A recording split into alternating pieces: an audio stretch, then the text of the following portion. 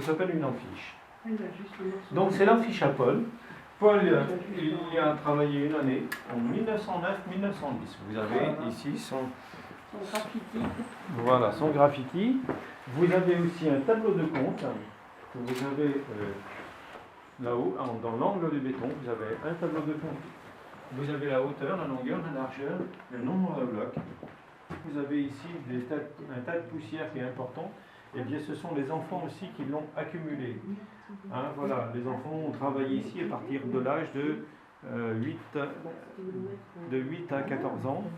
Et à 14 ans, ils devenaient en fait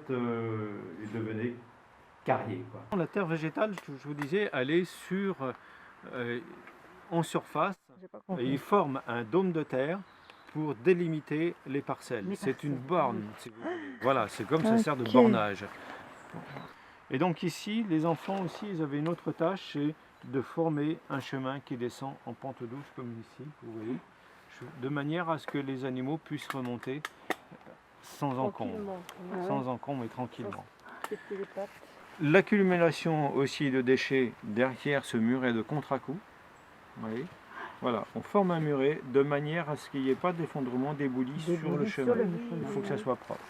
Les animaux, c'était des chevaux, je suppose, ou il y a peut-être Alors, des bœufs aussi principalement les bœufs en fond de carrière et les chevaux aussi y travaillaient, mais davantage les bœufs pour sortir les chargements, parce que les chevaux se fatiguent très vite.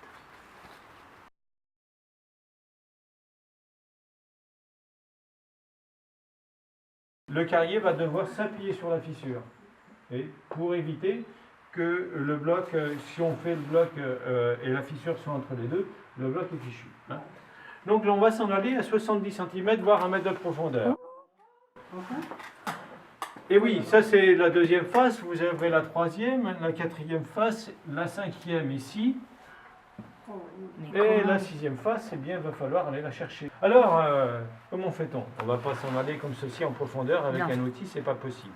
Hein, d'accord? Eh bien, sur cette partie ici, on va y glisser des coins en bois. Ces coins en bois mesurent 40 cm. On les enfonce de 30 cm, on les laisse dépasser 10. Ils ont aussi pris le soin de glisser des rondins dessous. Des rondins de bois. Et bien sûr, avec un espace. Sur ces coins en bois, sur les 10 cm qui dépassent, ils vont y poser quelque chose dessus. Mais quoi donc? Que vont-ils mettre? De l'eau. C'est des bois qui sont très secs. Oui, évidemment, de l'eau. De l'eau. Cette eau, donc, le bois va absorber, va gonfler. Ça va faire comme un écartement, si vous voulez. Ça va forcer comme ceci sur le bloc, et le bloc va se détacher du fond. Et ceci, le carrier prépare tout ceci avant d'aller à la soupe. Et le lendemain matin, quand il retourne, le bloc est tombé. Après qu'il soit tombé, maintenant il va falloir le sortir. Et le sortir avec quoi? Avec des barres de fer à talons. Et on va les coincer ici, ces barres et on va forcer ainsi comme ceci pour faire avancer le bloc. Vous voyez?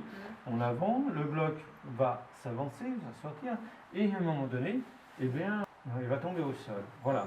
Et alors là, comme il tombe au sol, il va falloir... Non, il ne se casse pas. Et c'est cette face-là qui va être au sol, vous voyez, cette face-là. Et les autres faces, on va pouvoir les rectifier après. Les femmes, normalement, ne travaillent pas dans la carrière. Vous voyez, elles n'y travaillent pas du tout. Alors, ces dames, elles viennent avec les chèvres pour nettoyer la surface, que ce soit toujours propre. Mais aussi, c'est qu'on a besoin des chèvres pour soulever les blocs. Ah, c'est pas possible. Eh bien oui. Alors comment? Et comment? Alors ces chèvres, si vous allez être étonné. Hein, ces chèvres, elles ont 3 pattes. On aura déjà coupé une patte. Et figurez-vous, c'est en bois. Elles sont en bois, les chèvres. Donc c'est avec les chèvres qu'on va soulever les blocs. Ça met du temps.